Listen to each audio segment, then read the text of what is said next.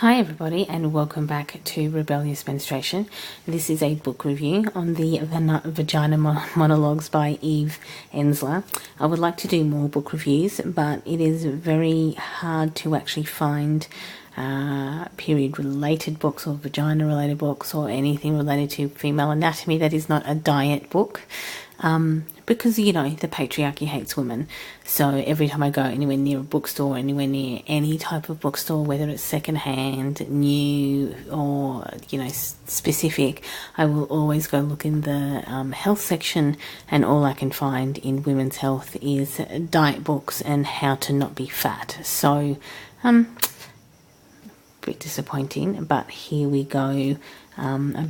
This is technically a play, but it's also published in obviously book versions for people to read, and you can pick up a copy of these as well.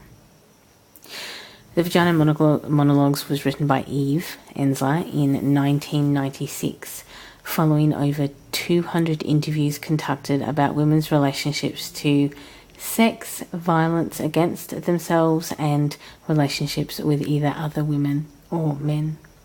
In particular, the inherent violence against female autonomy, anatomy, vaginas, and the connection between the vagina to oppression, violence, and sexuality. However, the Vagina Monologues has become, according to Ensler, a purposeful celebration of vaginas and femininity, and has founded the V-Day movement against violence perpetuated against women. While these are fictional monologues, they are actually based on all of these interviews and personal stories. The play itself opened in New York City on October the 3rd, 1996, and ran until December 31st the same year. Since it's become a focal point of the V-Day movement, raising money for this not-for-profit. The play has been expanded to an all-trans women performance, as well as translated into performances in other languages such as Marathi and Tagalog. The Vagina Monologues is made up of individual monologues relating to a particular aspect or experience with sex, sex work, body image, rape, menstruation, genital mutilation, orgasm, language, and pregnancy. The overarching theme is of the vagina being one of empowerment and acceptance. This, as both a play and a collection of monologues, is still 22 years later worth both a read and a watch. I will link the V-Day movement website down below. However, there are modern criticisms of this play that are valid and include equating such things as equating the vagina with womanhood, sex, over, say, the only organ dedicated solely to pleasure, which was the clitoris. So they have focused so much on the vagina that it ignores other parts of the female anatomy, and sometimes misrepresents the fact that the vagina refers to the internal organs and the external organs are the vulva, and obviously within that have several anatomy names or anatomical names, and then there's the clitoris, which is obviously often ignored.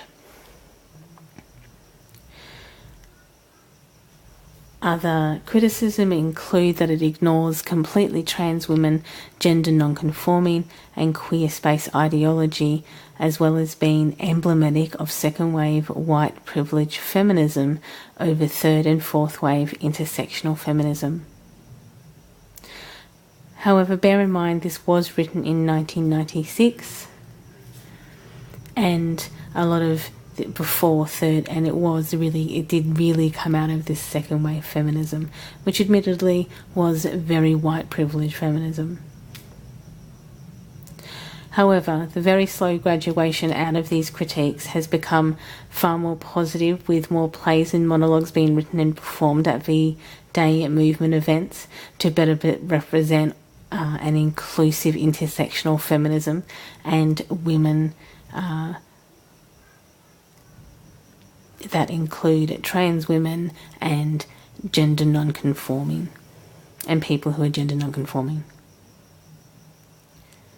So the new plays and monologues have been written that include the language of today and the acceptable terms to use inclusive language. I'll link these type of things below. So hopefully the V-Day movement will continue to evolve along with whichever intersectional feminism has actually evolved into next. So I hope you enjoyed this, and please enjoy your morning, afternoon or evening, depending on where you are in the day. And I'll catch up with everyone in the next video. Bye.